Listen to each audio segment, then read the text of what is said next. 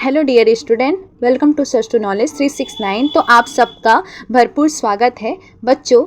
इस वीडियो के अंदर मैंने क्लास 9th के मैथ का ही प्रश्नावली 1.3 और 1.5 के इम्पोर्टेंट क्वेश्चंस और मेजर क्वेश्चंस को कवर किया है, सॉल्यूशन किया है। तो वीडियो को एंड तक जरूर देखना। और इससे पहले भी मैंने क्लास 9th का ही प्रश्नावली 1.1 और 1.2 ऑलरेडी वीडियो बना दिया है, उसका सॉल्यूशन कर दिया है। अगर अभी तक आपने उन वीडियोस को नहीं देखा है तो प्लीज़ वॉच दैट वीडियो। तो स्टार्ट करते हैं हमारा ये वीडियो और 1.3 से हमारे प्रश्नावली को। ओके, तो यहाँ पर आपको दिखाई दे रहा होगा प्रश्नावली 1.3 के जो सवाल है। तो पहला जो हमारा सवाल है यहाँ पर लिखा हुआ है, जिसके अंदर हमें कुछ क्वेश्चंस हैं कि निम्नलिखित भिन्नों को दशमलव रूप में लिखिए और बताइए कि प्रत्येक का दशमलव किस प्रकार होता है। तो सबसे पहला क्वेश्चन यहाँ पर है, जो मैं यहाँ पर आपको बारी बारी से प्रश्न लिखकर यहाँ पर समझा दे रही हूँ। तो पहला हमारा क्वेश्चन है 36/100। तो इसे क्या करना है, दशमलव भिन्न को क्या करना है, दशमलव में लिखना है इन संख्याओं को। तो प्रत्येक का दशमलव भिन्न लिखना है इन भिन्नों को। तो अब कैसे करेंगे, देखो ये सभी में भाग देना है, पर ऐसे वाली संख्या में आपको भाग देने की जरूरत नहीं। नीचे 2 जीरो लिखा हुआ है तो ऊपर आपको पीछे से 2 संख्या छोड़कर पॉइंट लगा देना है। तो 2 संख्या 6 और 3 छोड़ दिया और हमने उसके आगे पॉइंट लगा दिया, जो आपको दिखाई दे रहा है। तो हो गया, ये तो बहुत ही आसान था। दूसरा हमारा सवाल है यहाँ पर 1/11। अब इसके अंदर क्या करेंगे, तो इसके बटे में तो कोई जीरो वाली संख्या नहीं है। आपको मैं जूम करके दिखा दूँ तो इसके बटे में तो कोई भी जीरो वाली संख्या नहीं है, 11 है, तो हमें भाग ही देना पड़ेगा। तो ये बहुत ही आसान भाग है। आप देख लीजिए, यहाँ पर साइड में आपको भाग करके दिखा दे रही हूँ। तो भाग किसको करना है, तो 11 को 1 से, ठीक है, 1 को 11 से करना है। अब यहाँ पर पॉइंट लगाएंगे तो 0 बढ़ जाएगा। अभी भी ये पूरी संख्या नहीं हुई क्योंकि 10 11 से कम है, इसके लिए 0 बढ़ाकर इसको हम कर लेंगे 100। अब 11 9 हो जाएगा 99, तो 1 बच जाएगा। ओके, तो यहाँ पर देखोगे 100 में से 99 जाएगा तो 1, फिर से 0 बढ़ाएंगे, फिर हमें 0 लिखना पड़ेगा क्योंकि 10 कम है, तो 100 हो जाएगा, फिर 9 आ जाएगा। तो आप देख पा रहे हो कि बार बार है ना, ये जो संख्या है वो रिपीट हो रही है, 09 09 09 ऐसे रिपीट होगी। तो यहाँ पर हमारा जो आंसर है 0.09 तो आएगा ही, बार बार 09 09 रिपीट हो रहा है। तो इसके ऊपर हम लगा देंगे बार। बार का मतलब होता है कि वो संख्या पुनरावर्तित हो रही है, तो 09 के ऊपर, दोनों के ऊपर हम क्या लगा देंगे, बार लगा देंगे। तो ये हो गया हमारा दूसरा सवाल। तीसरा सवाल है हमारा कि 4 सही 1/8 को दशमलव में लिखना है। तो सबसे पहले इसको सामान्य कर लीजिए।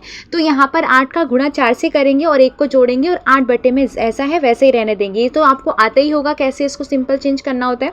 चलिए, तो ये हो जाएगा 33 बटे में 8। अब इसको दशमलव भिन्न में करने के लिए हमें देना पड़ेगा भाग।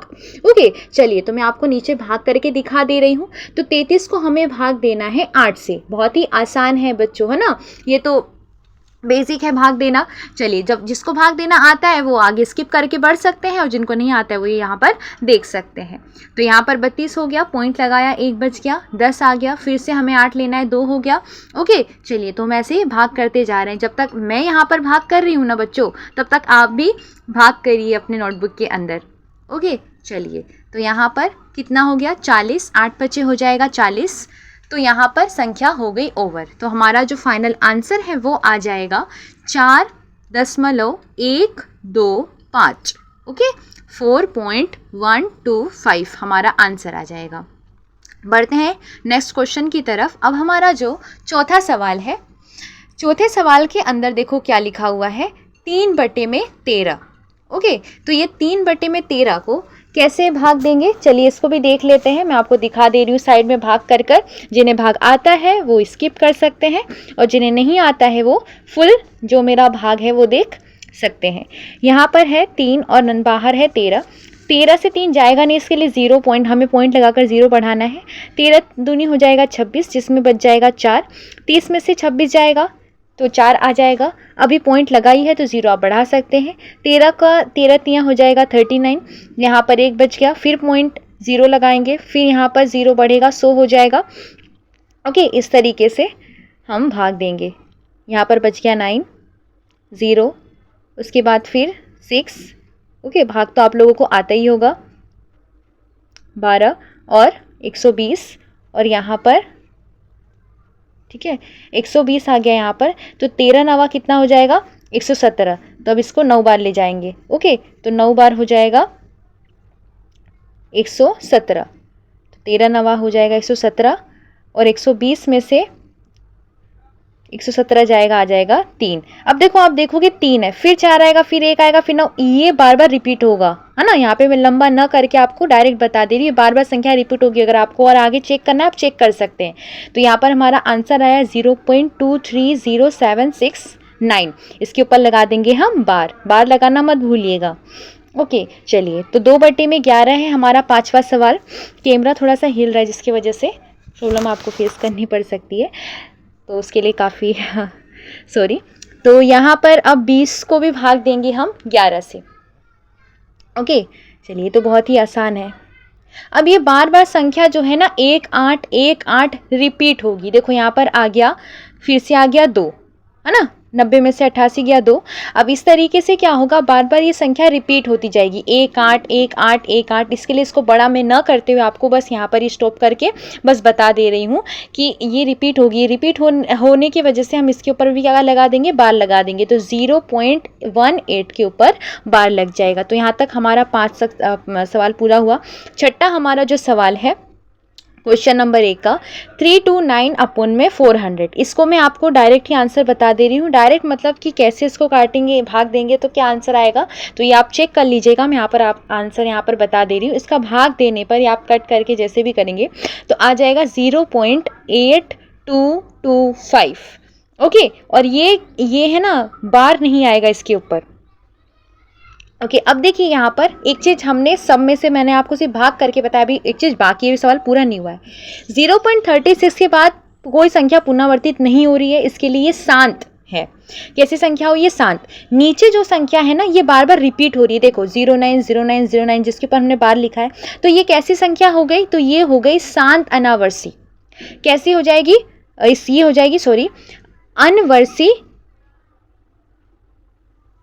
अनावृत। ओके, अनवर्सी अनावृत। ये कैसी संख्या हो जाएगी, जो संख्या बार बार रिपीट होती है उसको लिखते हैं अनवर्सी, नहीं अनावर्ती। ओके, पुनरावर्ती। तो यहाँ पर जो तीसरा सवाल है, देखो ये भी शांत हो गया क्योंकि ये पुनरावर्तित नहीं हो रही है, रिपीट नहीं हो रही है। जो हमारा चौथा सवाल है, ये भी रिपीट हो रही थी, इसकी वजह से क्या हो जाएगी, अनवर्सनी पुनरावर्ती। पुनरावर्ती का मतलब होता है वो संख्या बार बार रिपीट हो रही है और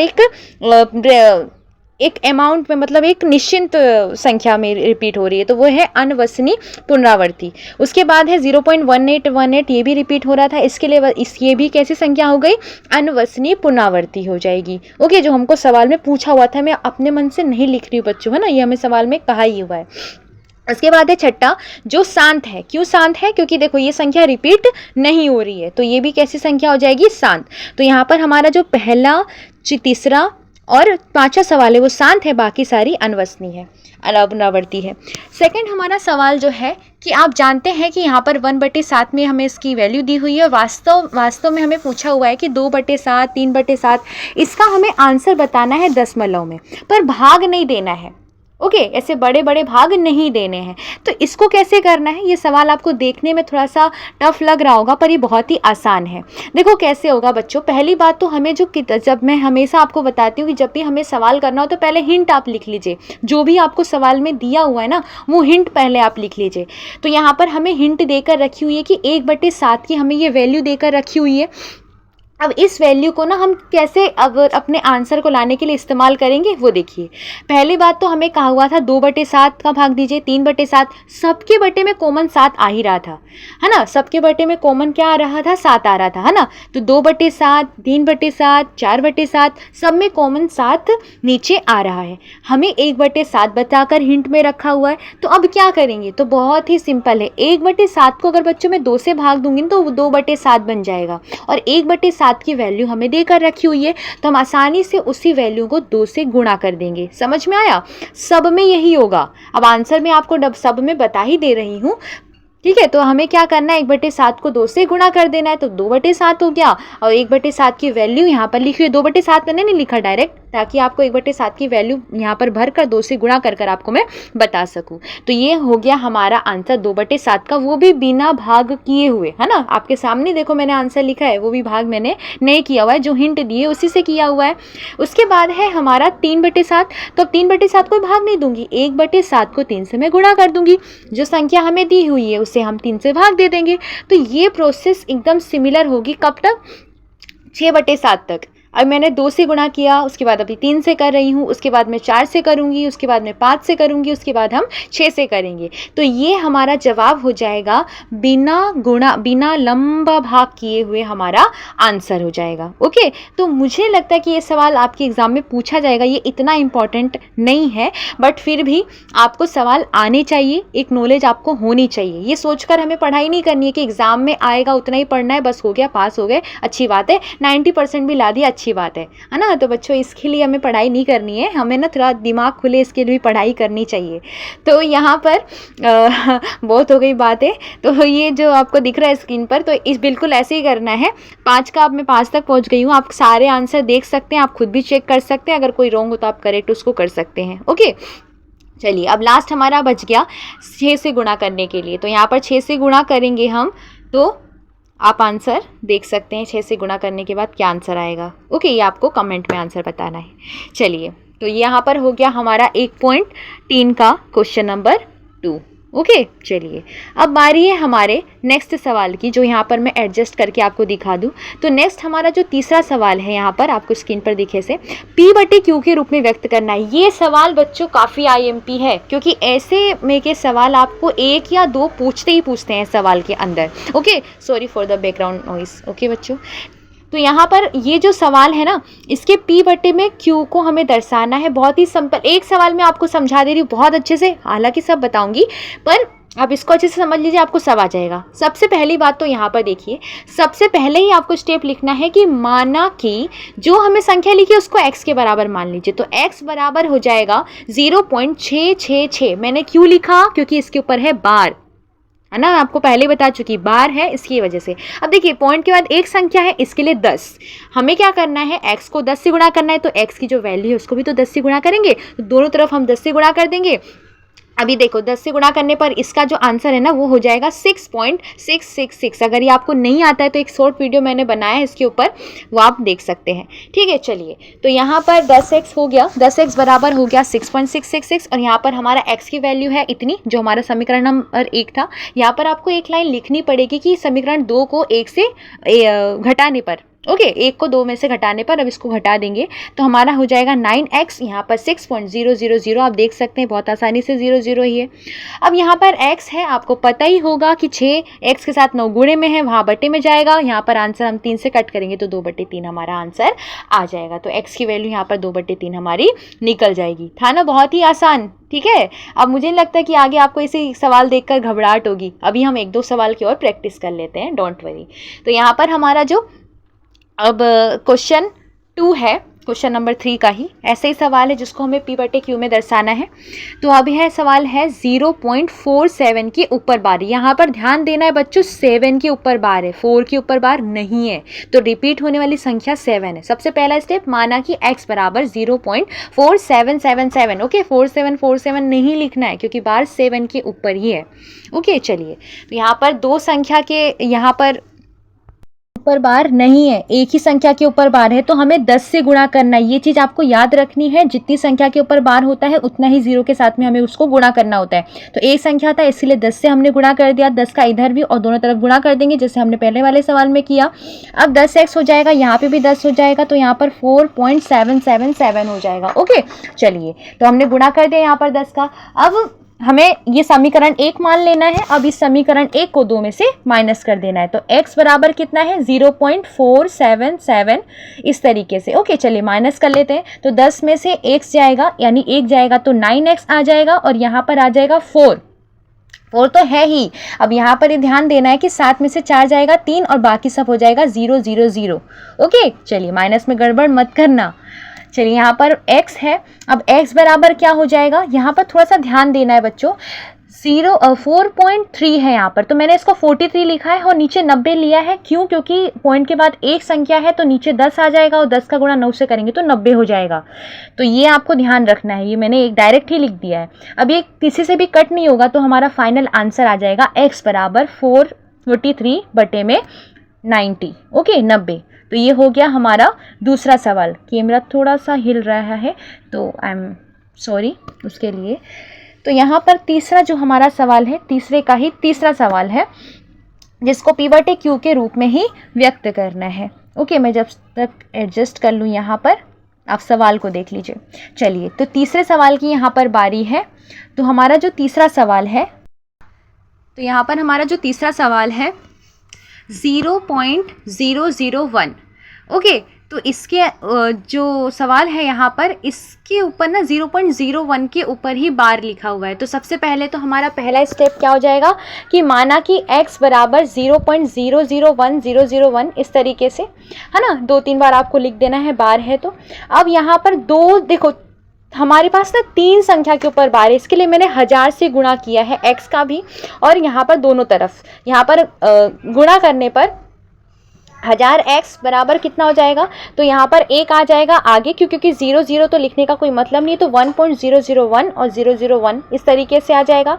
अब यहाँ पर माइनस कर देना है x को, यार x की वैल्यू है यहाँ पर 0.001, 001 और 001। ओके, चलिए, अब यहाँ पर 1000 में से 1 जाएगा तो कितना आ जाएगा, तो आ जाएगा 999x। ओके, चलिए, x आ जाएगा बराबर 1 हो जाएगा, और यहाँ पर तो सारी चीज़ें 0 में हो जाएंगी। तो यहाँ पर x बराबर कितना हो जाएगा, तो x बराबर आ जाएगा 1 बटे में, क्योंकि 999 वो गुणे में था तो नीचे चला जाएगा, तो बटे में आ जाएगा।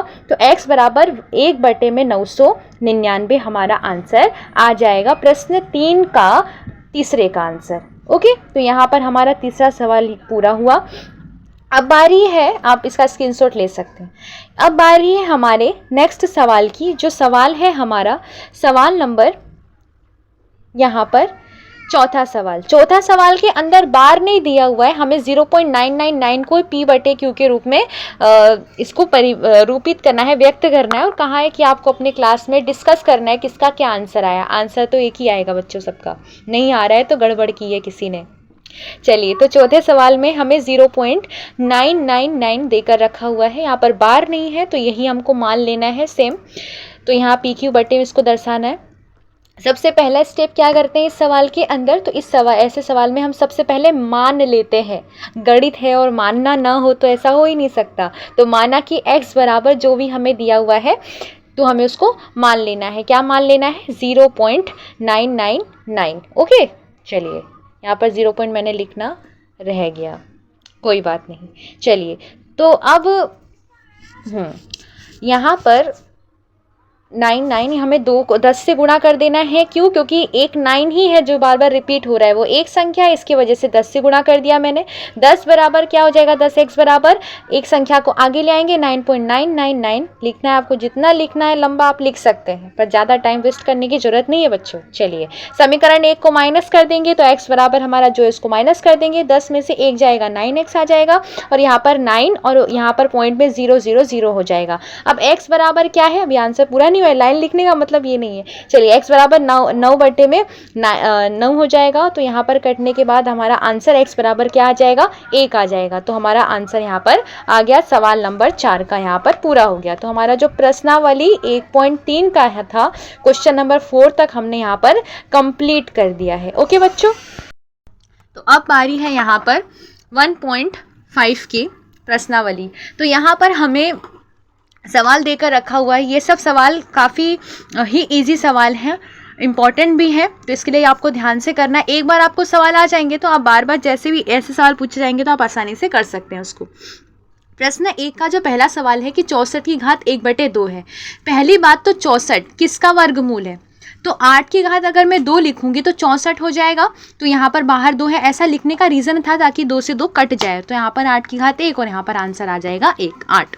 उसके बाद दूसरा हमारा जो प्रश्न है यहाँ पर कि हमारा जो है 32 की घात 1/5। अब किसकी घात लिखने पर 5 32 आएगा, तो 2 है वो संख्या, तो 2 की घात 5 लिखने पर 32 हो जाएगा। तो 5 से 5 यहाँ से कट जाएगा और 2 की घात 1 यानी 2 आंसर आ जाएगा।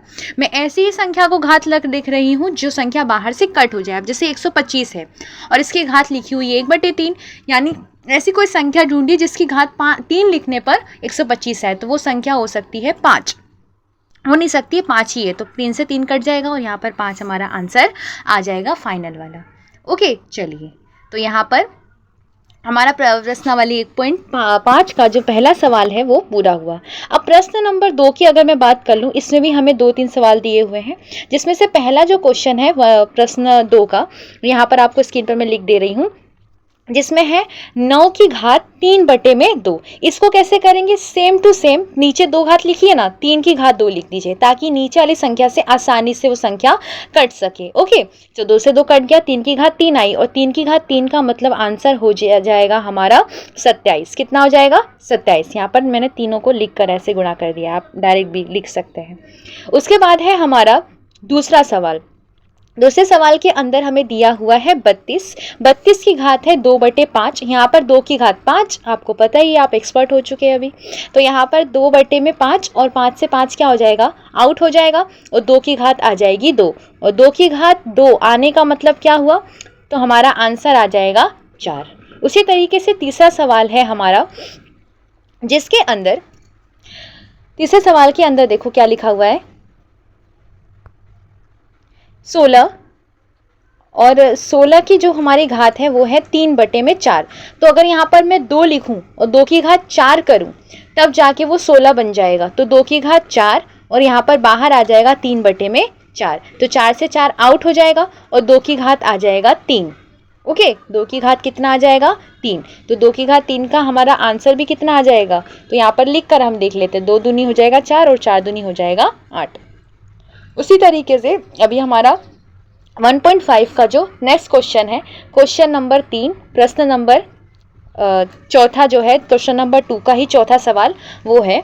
तो यहाँ पर क्या है, 125, और 125 की जो घात है वो क्या है, तो 125 की घात है माइनस में 1/3। अब देखो 3 आ रहा है, यानी 5 की घात हमें लिखनी पड़ेगी 3, और बाहर लिखना पड़ेगा कोष्टक के 1/3। 3 से 3 यहाँ पर कट जाएगा, पर माइनस को नहीं भूलना है। तो 5 की घात -1 है, माइनस में घात होने का मतलब है वो बड़ी संख्या नीचे आ जाएगी, जितनी भी घात हो। यहाँ पर एक ही घात है तो एक घात लिखने का मतलब नहीं होता है, तो 1/में हमने क्या लिख दिया, 5 लिख दिया। ओके, चलिए अब बारी है हमारे प्रश्नावली 1.5 के ही प्रश्न नंबर 3 की।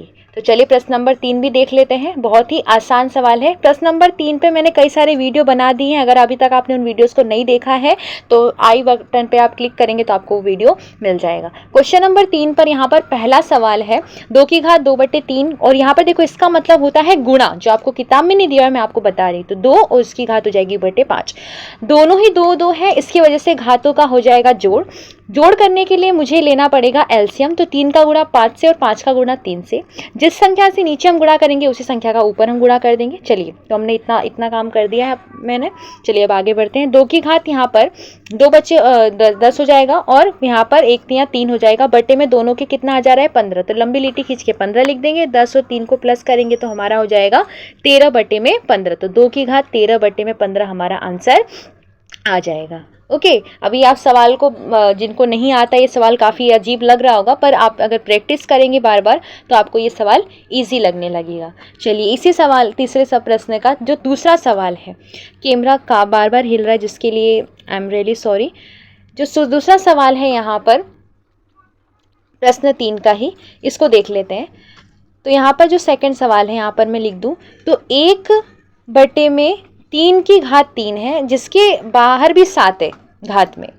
इसका आंसर कैसे होगा, तो 1 की घात 7 और 3 की घात 7 तिया 21 हो जाएगी गुणा करने पर, ब्रैकेट खोलने पर। तो 3 की घात 7 तिया 21। अच्छा, 1 की घात 7 है, तो 1 की घात 7 होने का मतलब 1 ही हो जाएगा, क्योंकि 1 की घात 7 होने का मतलब उसको 7 बार गुणा करने पर भी 1 आएगा। तो 1/3 की घात 21, तो यहाँ पर 3 की घात कितनी हो जाएगी, -21 हमारा आंसर आ जाएगा। ओके, यहाँ पर अब इसी प्रश्न नंबर 3 का जो थर्ड वाला क्वेश्चन है ये रहा। तो यहाँ पर तीसरा जो हमारा सवाल है, 11 की घात 1/2, 11 की घात 1/4। जहाँ पर भाग है तो वहाँ पर घातें घट जाती हैं, गुणे में घातें जुड़ती हैं, और जो भागाकार होता है उसमें घातें घट जाती हैं। तो यहाँ पर भागाकार में है, इसके लिए घातें घट जाएंगी, तो 1/2 माइनस 1/4 आएगा। पर ऐसे माइनस नहीं होगा, ऐसे माइनस करने के लिए हमें एलसीएम लेना पड़ेगा। तो 2 को 4 बनाना पड़ेगा, और 2 को 4 बनाने के लिए मुझे ऊपर नीचे 2 से गुणा करना पड़ेगा। तो 11 की घात 2 की उड़ा 2 करेंगे और 1/4 ऐसे ही रहने देंगे। 11 की घात यहाँ पर 2, 2 दूनी 4, 1/4 हो जाएगा। तो 2 में से अब 1 घटाया जा सकता है क्योंकि दोनों के बटे में 4 है, तो 11 और यहाँ पर 3/4 हमारा आंसर आ जाएगा। तो हमारा फाइनल आंसर आ गया 11 की घात 3/4।